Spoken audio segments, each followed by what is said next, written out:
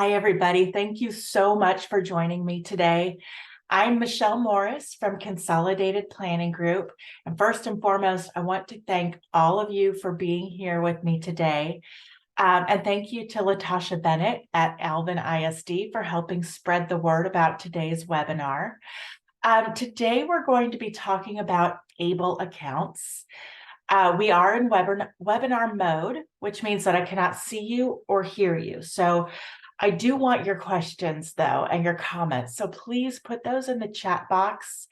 I will be able to watch the chat box and do the presentation all at the same time. So if you put any comments or questions in there, that would be extremely helpful. We're going to be here for about an hour today. So make yourself comfortable.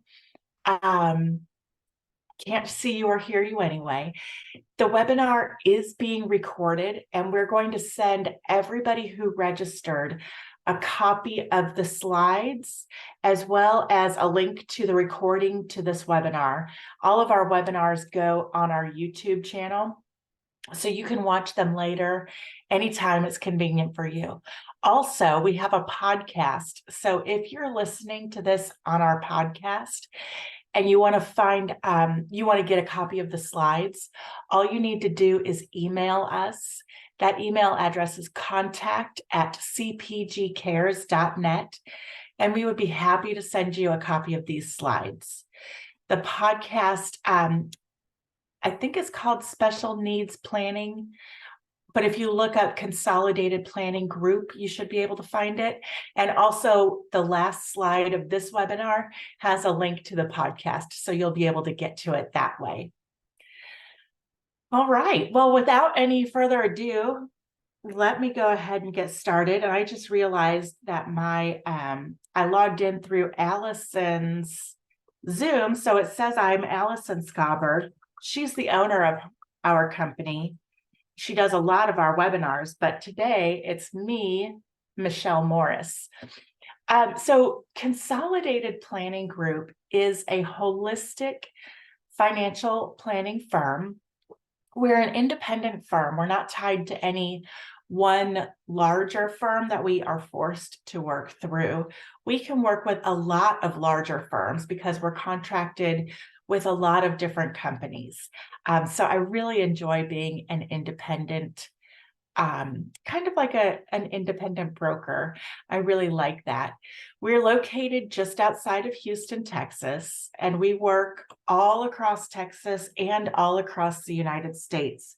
As a matter of fact, we are working on branching out specifically to Florida. So if you have friends or family in Florida who you think might be interested in hearing from Consolidated Planning Group, please let them know about us. But we do serve families all across the United States. Allison started in financial services straight out of high school. So she's been doing this for about 30 years. That's how long she's been in insurance and financial services. So we've got a lot of experience behind us. I've only been doing this for about 3 years.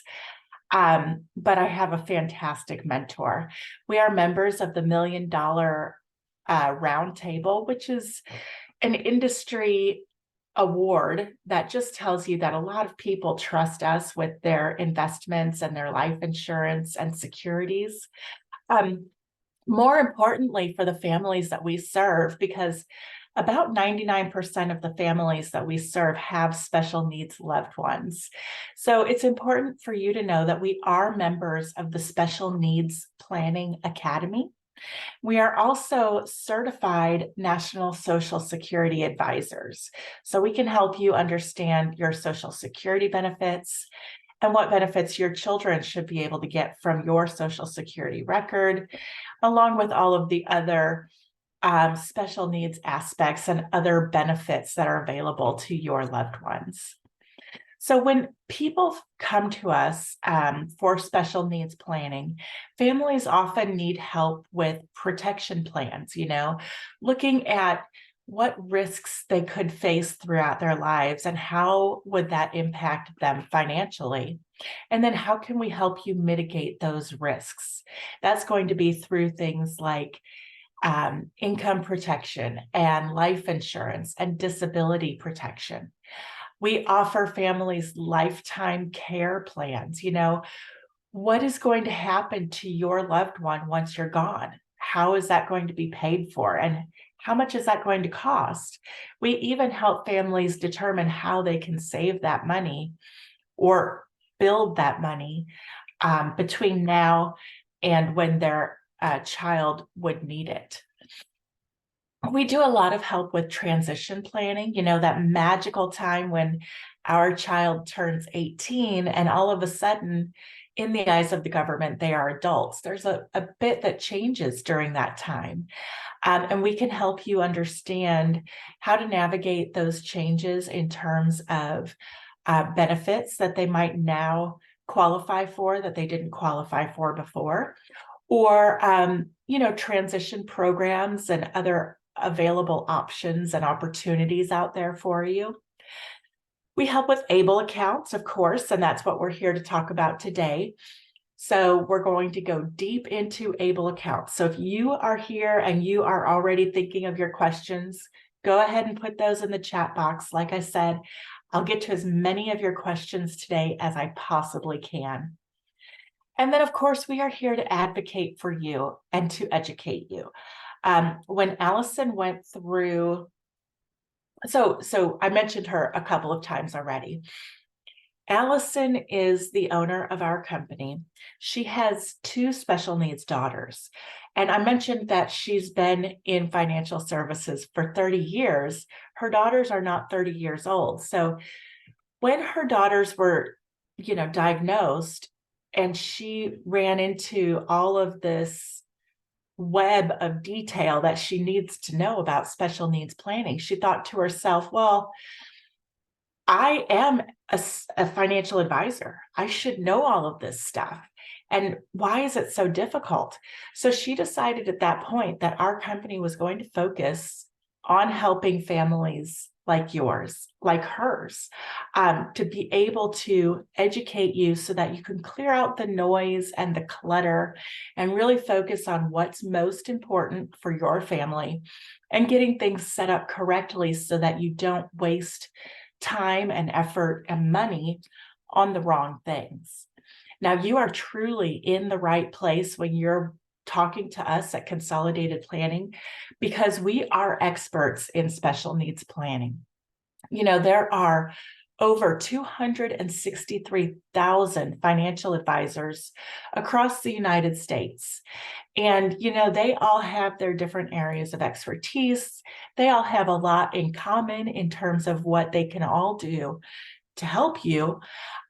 But out of those 263,000 financial advisors in the United States, fewer than 200 of those firms focus on special needs planning. Not 200,000, just 200 across the whole United States. That is fewer than 0.1% of all the financial advisors who do what we do. So you are definitely in the right place. Thank you so much. I see your questions starting to come through in the chat box, and I'm very excited to make sure that I get all of those answered. Now, if I don't get to your question, I will give you notes at the end of the webinar about how you can schedule a free consultation with us, and you'll have the chance to ask us one-on-one what your questions are and make sure that you get the answers that you need. So I do have, before we move into just talking about the ABLE accounts, someone asked about the care plan and what we mean by, back on this page, lifetime care. We're talking about the cost of care. We at Consolidated Planning Group, we generally assume that as parents, while you're here on earth, you are going to pretty much pay for your child to be taken care of out of pocket as you are now, or with insurance, things like that. However, when you are gone, if your child still needs care at that point, who is going to take care of them? And not just who will take care of them once you're gone, but we help you look in depth at how much that is going to cost based on different levels of care and what your child needs, right? So maybe you're going to pass away 20 or 30 or 40 years before your child does. And then they're going to be living without you. So you need to set aside money before you pass away to be able to help pay for that care once you're gone. That's what we're talking about, lifetime care. How are you going to plan to pay for that? Okay. So the rest of the questions that I see are all about ABLE accounts. So I'm going to be kind of flipping back and forth between my presentation and your questions and making sure that we wrap everything together for you. Okay. So you may have already heard of a 529 college savings plan. That is a 529C. C for college, it helps me remember. A 529A is an ABLE account, and an ABLE account is meant for anybody who has a disability that began before age 26. You can set up an ABLE account. They don't really require much in terms of proof. You check a box that says that, yes, this beneficiary or the owner of this account does have a disability, and that disability did start before they turned 26 years old, and you sign a testament to that fact. We have never had any of our clients be audited on that fact. Knock on wood. We don't want any of our clients to be audited on that fact. So make sure that you do have proof from your doctor's office, from any diagnoses, especially that it happened before the age of 26. So ABLE, the acronym ABLE actually stands for Achieving a Better Life Experience. So that's really cool because the funds that you put into an ABLE account, you can use them to pay for almost anything that will help your loved one achieve a better life experience. So back in January 2022, there were 49 different ABLE programs across the United States. And there are probably even more now. Most states have 529 plans, but it's really interesting to know that you do not have to choose the ABLE account plan for the state that you live in. For example, I am in Texas, and most of you are probably in Texas. You can use the Texas ABLE plan, but you don't have to. What you want to look at is what different investment options do the different plans have? What is it like? So, for example, some plans have way more choices in terms of funds where you can put your investment. Some people like to have more choices. Some people feel that it's just more confusing. So that's one thing you might want to look at. You definitely want to consider the fees that are involved. This is a plan where you're going to set aside money. That money is going to be invested. The investment grows and you're not taxed on that growth. That's one of the main benefits, is that you're not taxed on the growth. So that investment, you want to know where your funds are going to go, and maybe you want to have more options there. You also want to understand the maintenance fees before you open an ABLE account, because various ABLE accounts run things differently. They have various fees. Some of them will give you a lower fee if you're a resident of that state. Some of them charge a front end load charge, which means that when you put money in, they charge a fee on that money, and that's the only fee you pay on that, chunk of money. And then every time you put money in, they take off the fee, they invest the rest, and then they don't charge a fee on that money ever again. Some ABLE accounts have quarterly fees or monthly fees. Some of them have tiered programs where if you put more money in, you have a lower fee. things like that. So you definitely want to look at what are those maintenance fees going to cost you. You want to look at how they invest the money. Are they doing a good job on their returns? If your Able account charges a fee when you put money in, are the returns going to be enough to net you a return, or is the fee going to eat all of that up? And you also want to think about other benefits that they might offer. For example, most Able accounts, you connect it to your bank account. You can go online and get the money moved over either way, from your bank account to the Able, or from the Able back to your bank account. Some of them have debit cards that you can use to go straight to your Able account, or checkbooks. Some people just prefer it to flow through their bank account. Whatever you prefer, that's up to you. So it's really important for you to do your homework, look at the different programs that are available to you, and figure out what is the best fit for your needs and for your family. Now, you can sign yourself up for an Able account. You could also use a company like ours. We sign families up for Able accounts, and the one that we typically use is out of Virginia. We like it because it's easy to sign people up. It's easy to get your money out. They have a good fee structure that we think is very fair and helps our clients understand exactly what their fees are going to be. And they do a good job with investing the money. So that's all very, very important aspects, because this is your money and that's important. And this is your child's money. So let me switch over to looking at a few of the questions. And I know we will get to these, but I just want to make sure that we get them answered. So the first question: can you fund Able accounts from the child's Social Security, Supplemental Security Income, SSI?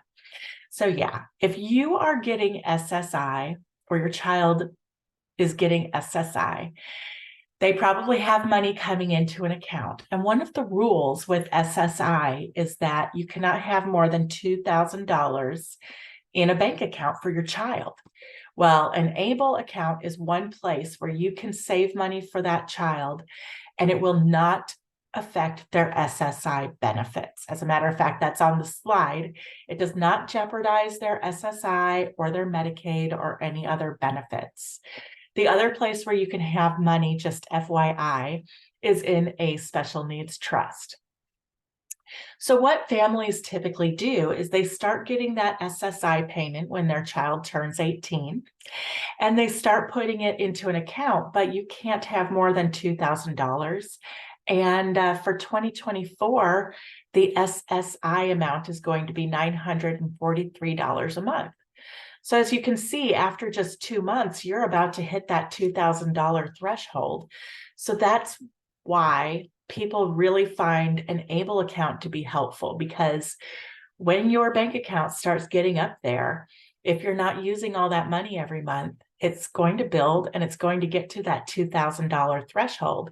That's when you can start moving money over to the Able account, and you can put it straight from the bank account to the Able.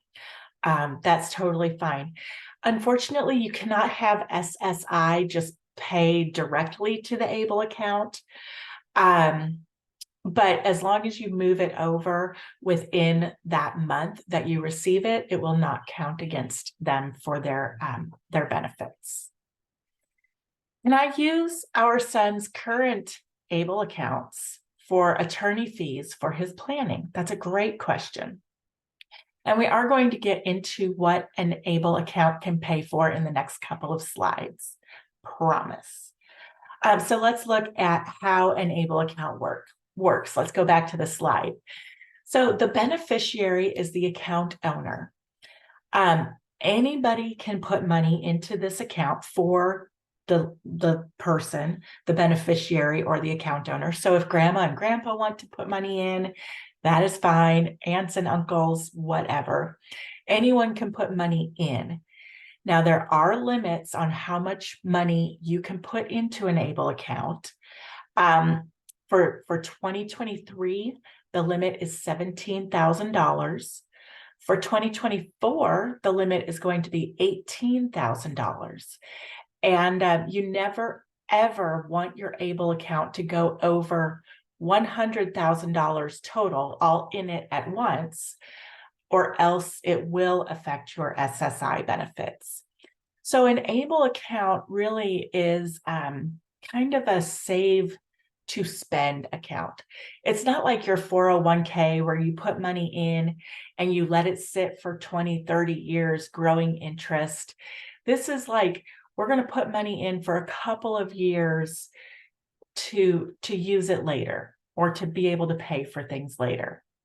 Unfortunately, you cannot deduct your contributions to the ABLE account on your federal taxes. Some states do allow you to take a state income tax deduction for your contributions to the ABLE account. However, here in Texas, we don't even have state income tax, so they can't give you a deduction for that. Again, your money that you put into the ABLE account is invested. The growth is not taxed. So when you go to spend the money, you do have that little bit of a relief in terms of that tax burden. And again, it does not jeopardize your SSI or Medicaid or any other public benefits. So like I said, you can participate in having an ABLE account if you have a disability that started before age 26 and you have proof of that. You have to have a diagnosis or some kind of proof in case they come knocking on your door asking for that.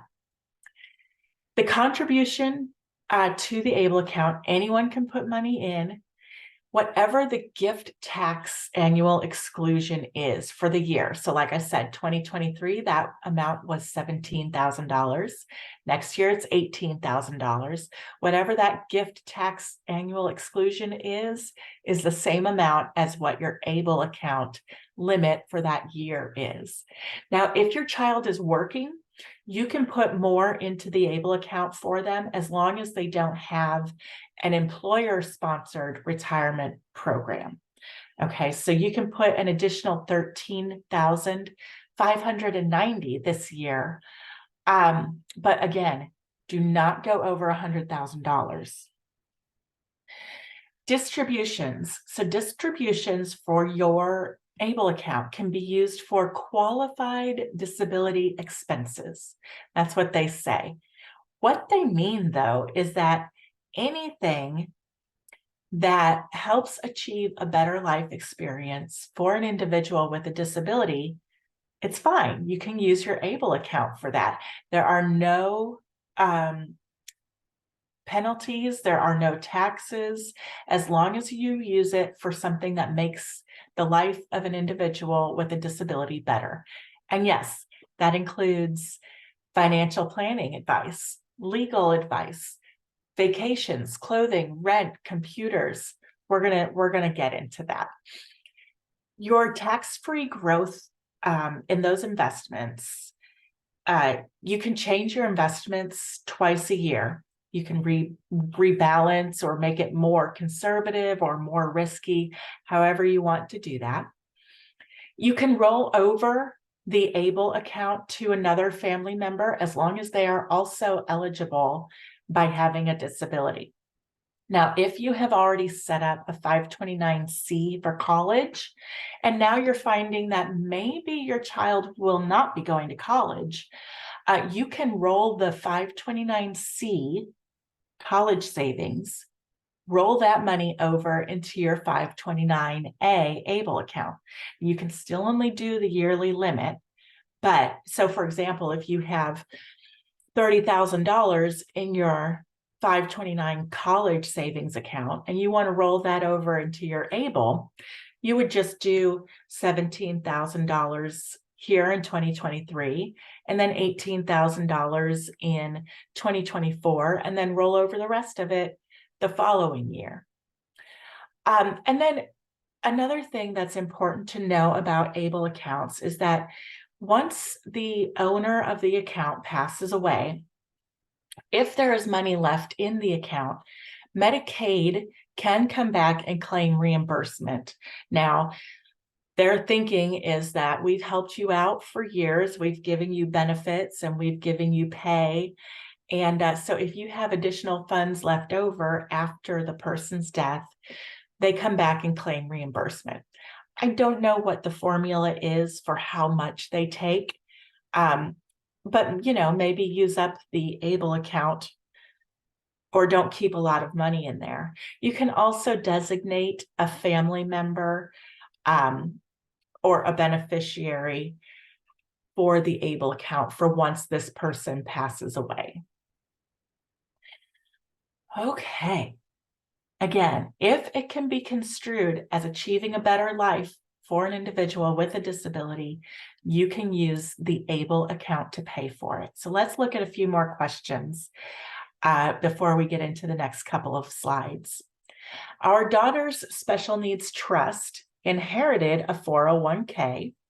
How can I move some funds to the ABLE account? Well, it's pretty easy. You can move funds from the special needs trust into the ABLE account. And this is what people do quite often, because on that special needs trust, there's no limits on how much you can put in, right? You can put in millions, and that's totally fine. Whereas with the ABLE account, there is that $17,000 or $18,000 limit, and you can't go above $100,000. So if your child is paying rent, for example, if they use the trust and pay rent from the special needs trust, that will cause a reduction in their SSI benefits. Now, if they take that same money from the special needs trust and first transfer it to the ABLE account and then use it to pay rent, there is no reduction to the SSI.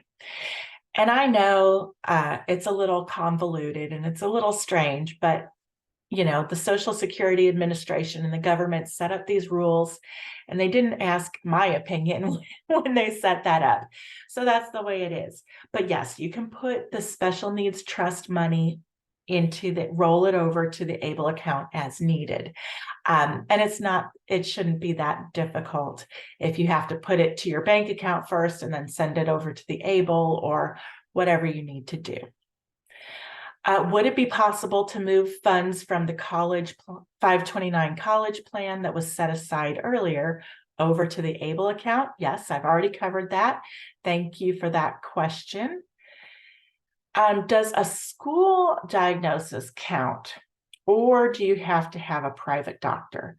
It is good to have the diagnosis from the school, especially for things like ADHD, or they might alert you at first, but it's always better to have a doctor take a look at things, have the pediatrician check out your child, get those diagnoses, whatever they may be, in writing. That's not only going to help for the ABLE account, but for SSI when they turn 18, you're going to have proof of a disability. And they're going to want proof from the doctor, not just from the school. If we have guardianship of the person for our son, can we set up a special needs trust and /or ABLE account for him without having to get guardianship of the estate? Yes, you don't have to have guardianship of the estate to have the trust or the ABLE account. And again, many people do have both the special needs trust and the ABLE account because they work together. You can put money from the trust into the ABLE. If your ABLE is getting too much money in it, you can move some of that over to the trust.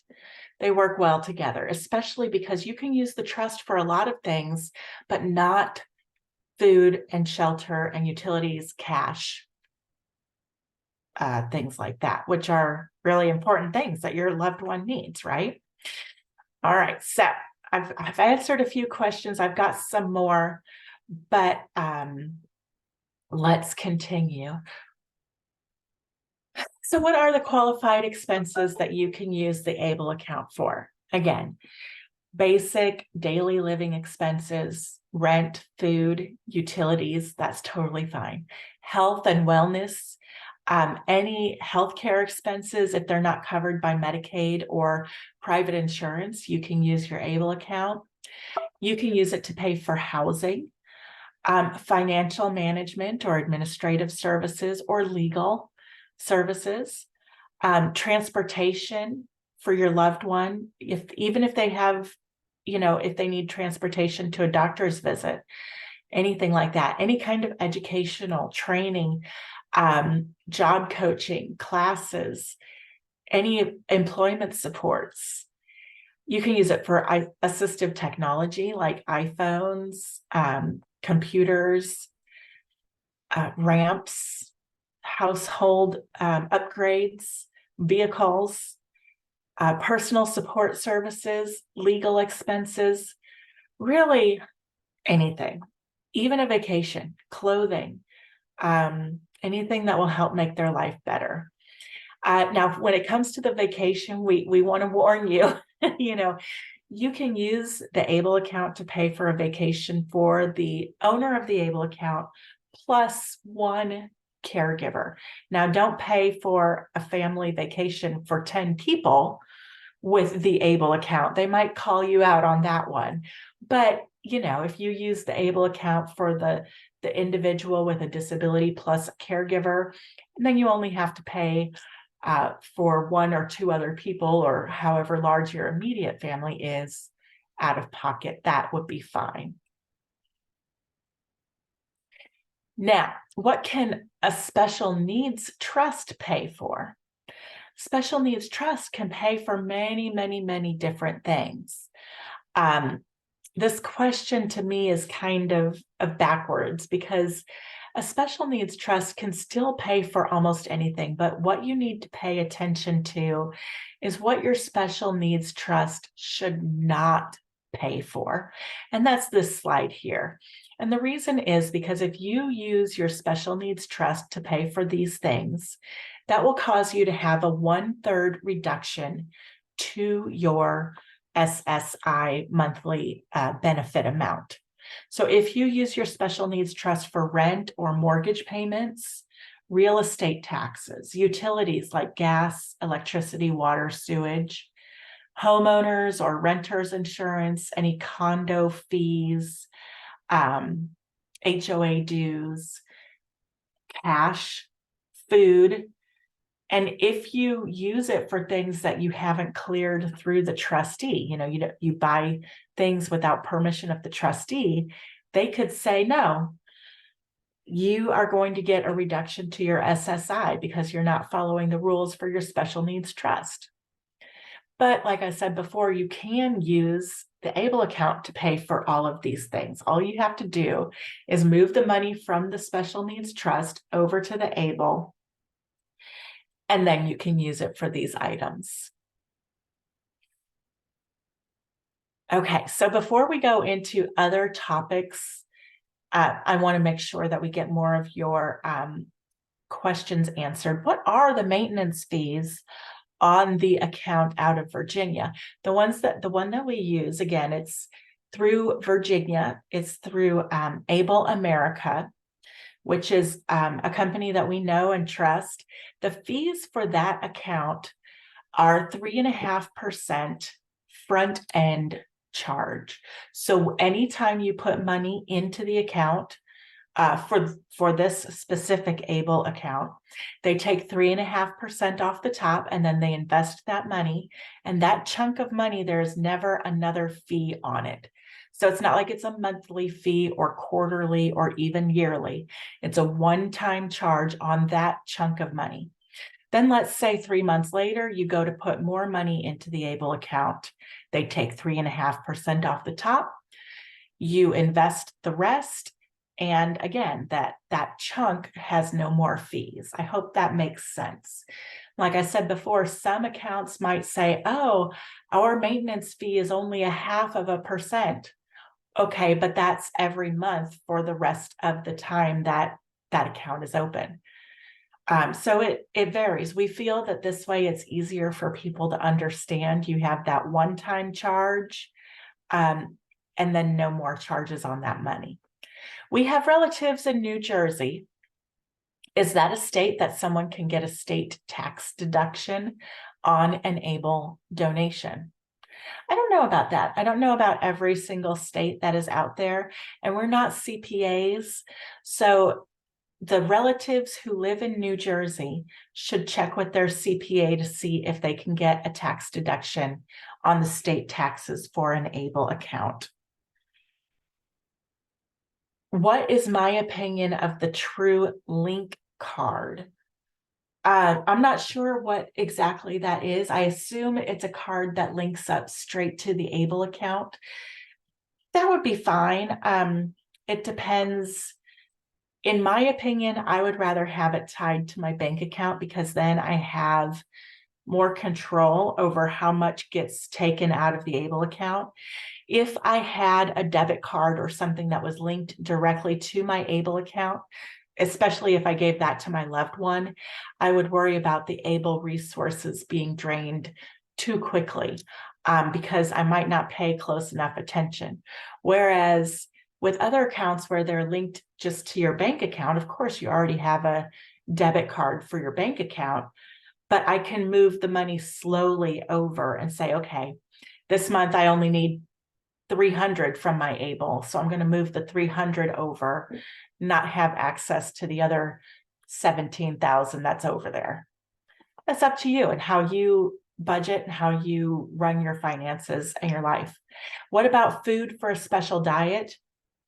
Sorry, but food cannot be paid for from your special needs trust. It can be paid for, any food can be paid for from your ABLE account. Art, music classes, absolutely. That's going to make your child's life better and more enriched.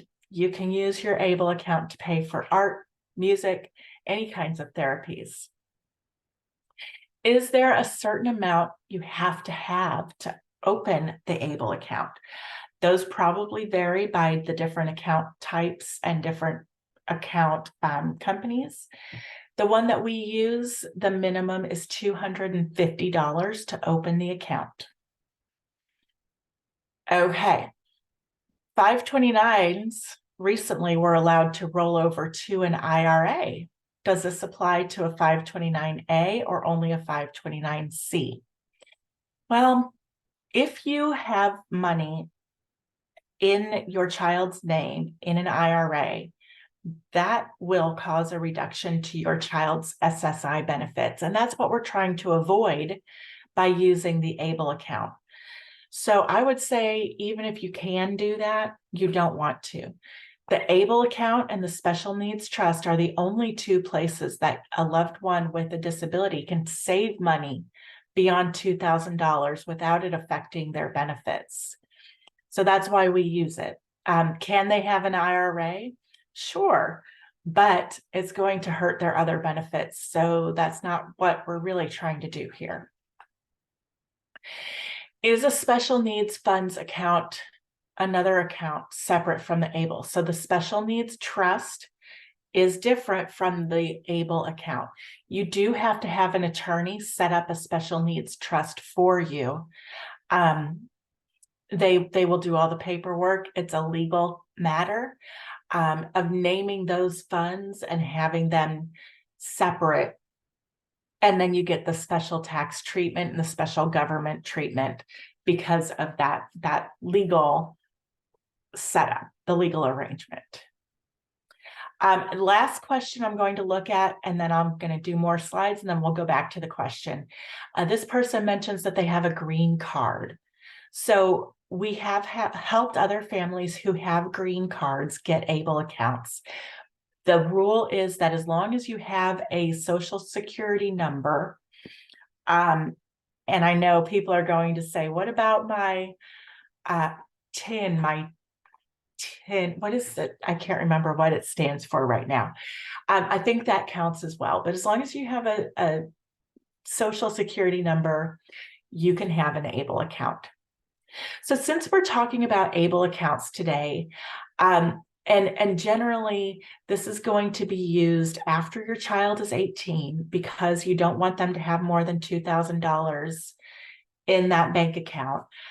We're thinking you might need to know about some other things that happen when your child turns 18. For example, they're going to be coming out of high school when they're 18 or 21 or 22, depending on what programs you have them in. So what are some options beyond high school? So we thought we'd put a few slides regarding that into this presentation for you. These are some programs that we know of that might be beneficial for your students. These are programs at different colleges that really focus on helping students who have some sort of intellectual or developmental disabilities or differences. This is not an exhaustive list. And again, this focuses on Texas. There are programs like this all across the country where maybe they give students more help in terms of their college classes, or maybe they help students learn how to advocate for themselves, how to live more independently, things like that. So these are some great programs. Hopefully all of these links will be clickable when you get these slides later on today. If they're not, feel free to drop me a message and let me know so I can fix them for future reference. We do have an entire webinar regarding what happens after high school. So if this is interesting to you, please check out that webinar. There are also some great day programs, transition programs. Now we're moving into calling them ISS programs, which reminds me of when I was a teenager and we had in-school suspension, but that's not the same thing, I promise. It means individualized socialization and supplemental programs, I think. Anyway, these are great programs. Some of them listed here are offered in Houston and throughout Texas. Transition programs to, again, help your student learn what they need to do for this next phase of their life. And then there are great residential and transitional programs, not just day-long programs, but places where your loved one can go and maybe work on campus or in their community. There's some great programs, Summer House, Brookwood, Marbridge, Monarch School, the Hub in Houston. Again, great programs all over the United States and all over Texas. There's even one in Alvin. All the little things count. So again, look into these and see what might be a good fit for your family and for your loved one. We do webinars at Consolidated Planning Group 3, 4, 5 times a week, usually. And we cover a lot of different topics that are related to special needs planning. For example, that special needs care plan, thinking about the future, thinking about what it's going to cost. Are you on the waiver interest list? What do those waivers do? And how can they help you? We help families understand the differences between SSI benefits and SSDI and how to sign up for them and when.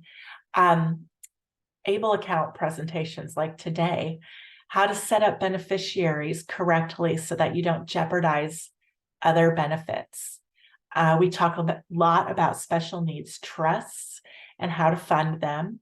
And one thing that you need to know is that if your child is receiving child support, if that's something in your life, child support will be counted as income to your child once they turn 18. So in order to prevent that from counting against their SSI benefits, you're going to need your child support to go to a first-party special needs trust.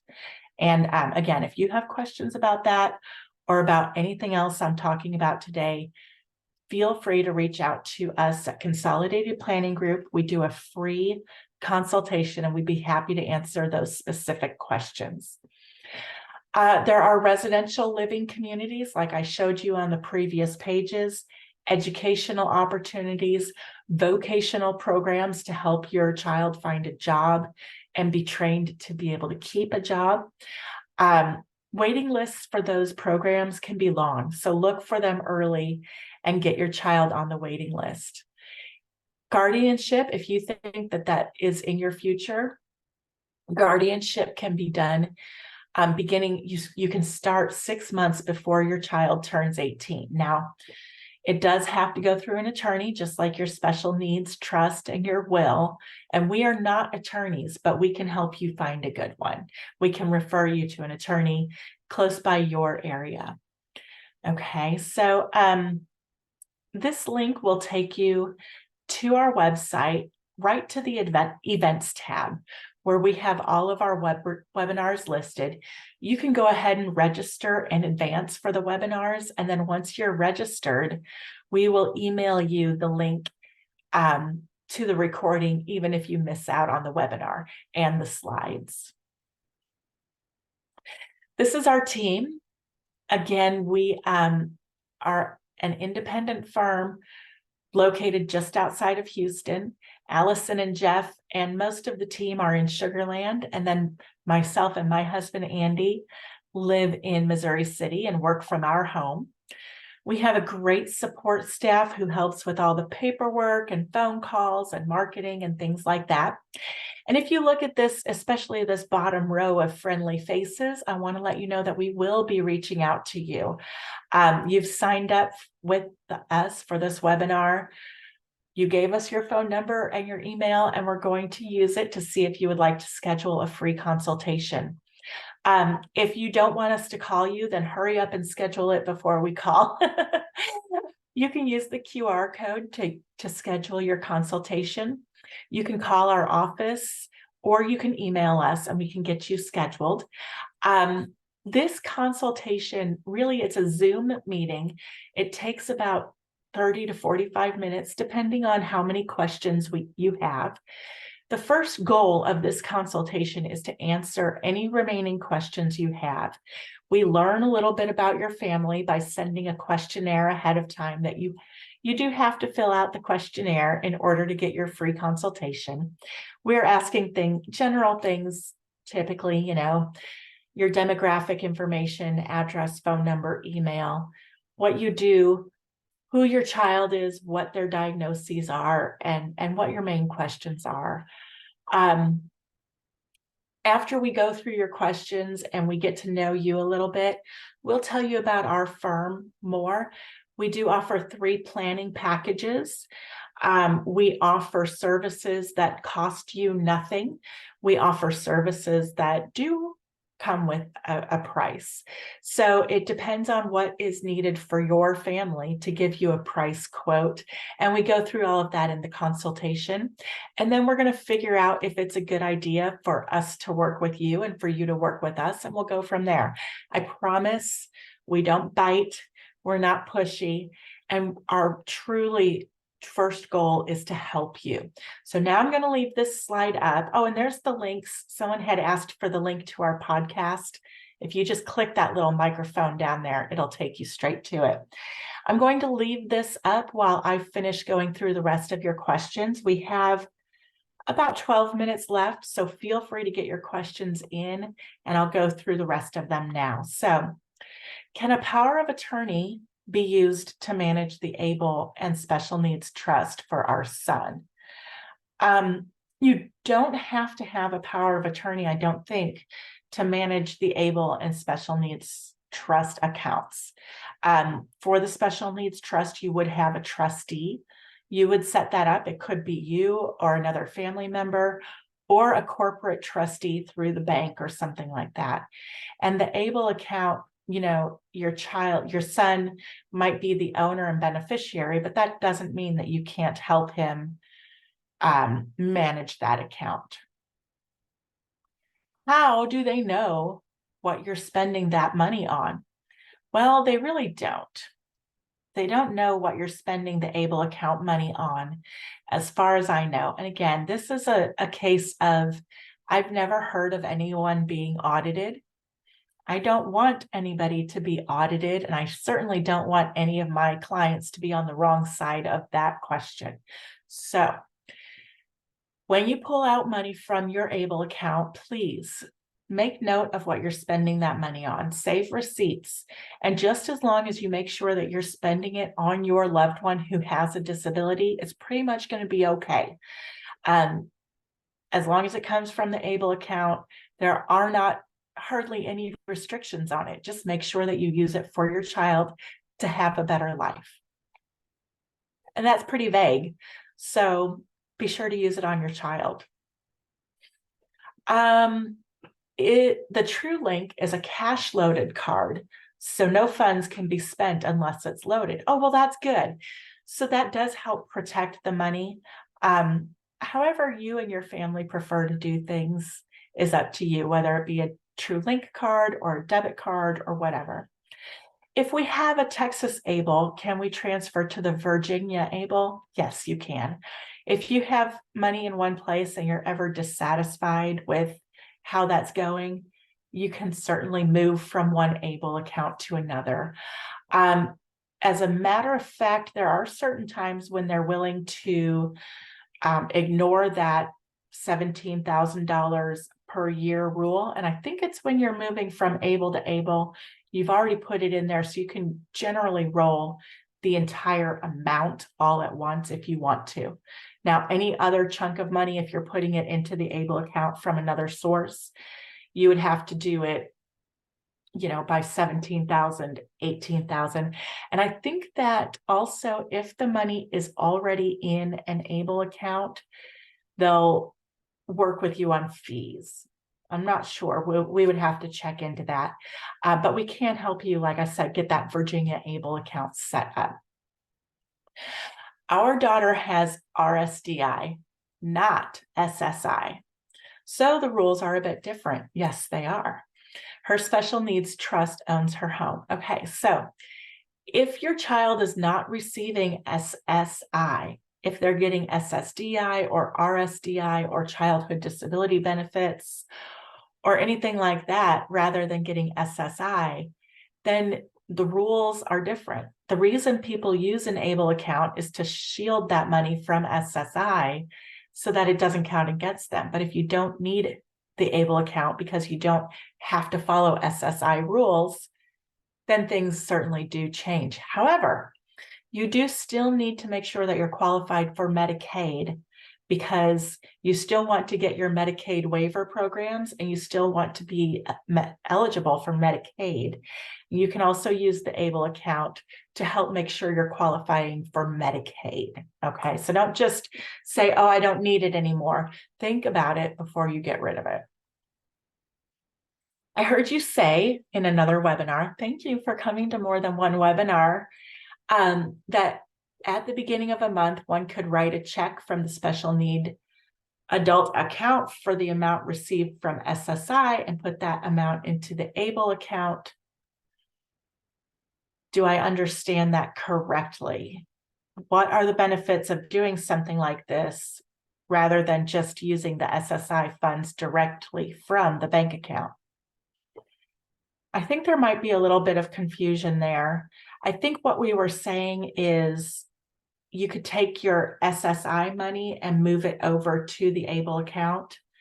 In general, we're trying to use the ABLE, I'm sorry. In general, we are trying to use the ABLE account to keep the bank account under $2,000. If you get that SSI check, direct it into that bank account, and you just let it sit there, it's going to grow to be more than $2,000. You can use it from there. You can use it from your bank account for anything. But if you're trying to keep that bank account below the $2,000, that's where the ABLE becomes really helpful. So I think if you want to be more specific with that question, Amy, please feel free to reach out to us. But I don't really see a benefit to spending from the ABLE account if you can just spend it from your bank account. No. I-10, yes, thank you. Can you roll the ABLE account into an IRA that is owned by the trust? And thank you for your question. We're getting a little bit too in depth for me. You always have the greatest questions, Anne.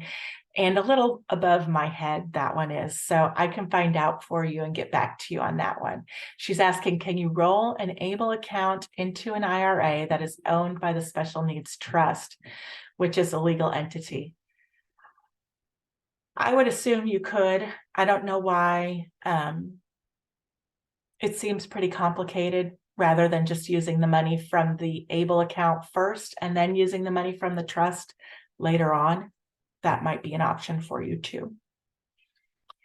Oh, somebody knows about the STEPS program at Alvin Community College and says it is a great program. I know many of you are probably from the Alvin area because Alvin ISD is helping us with this, so that's great.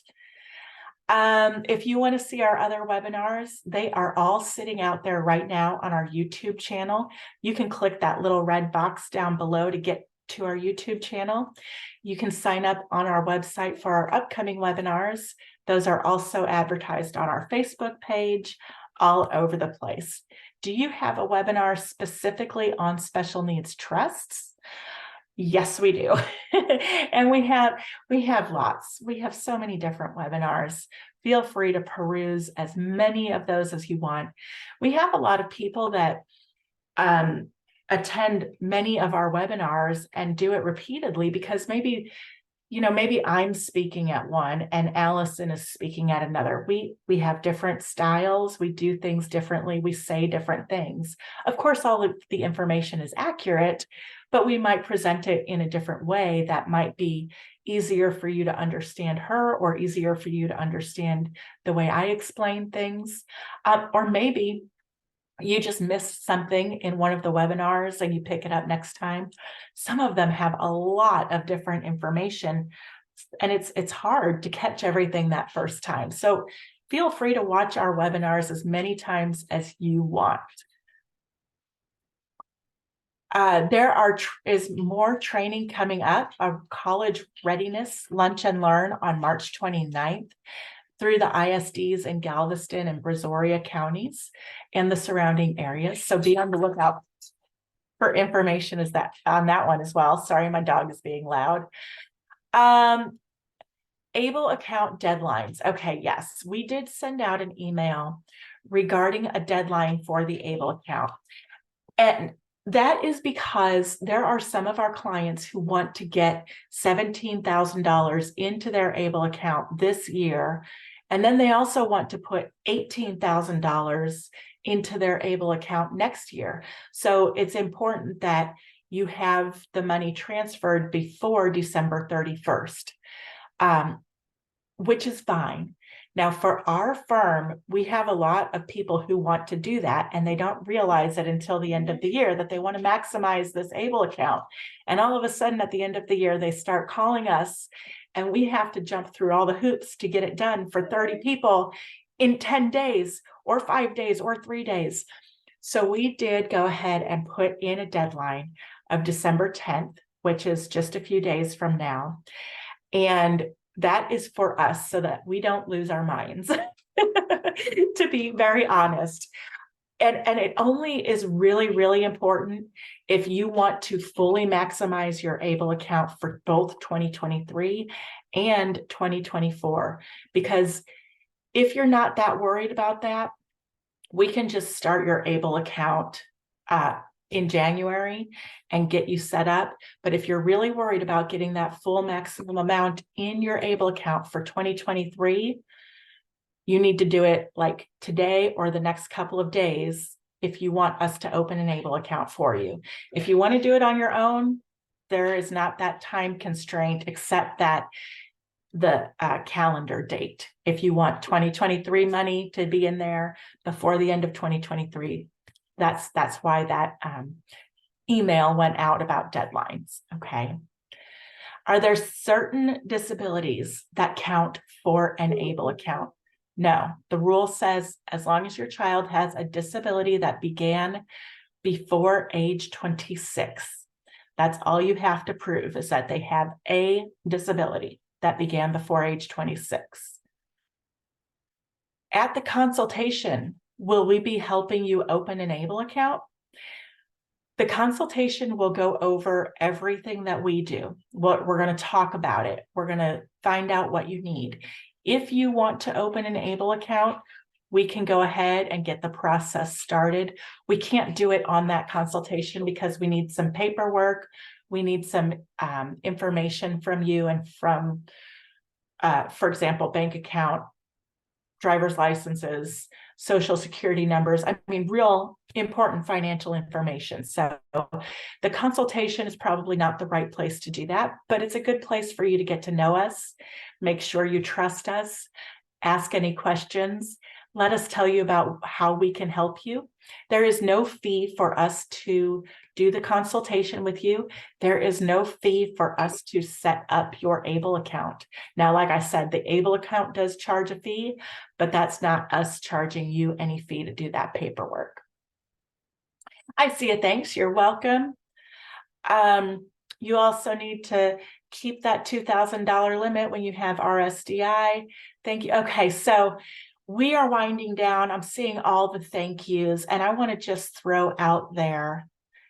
Oh, Yolanda, that is so kind of you. If any of you would like to help us out, all these kind words you're putting in the chat box, please, please, please. We are looking for testimonials to put on our websites.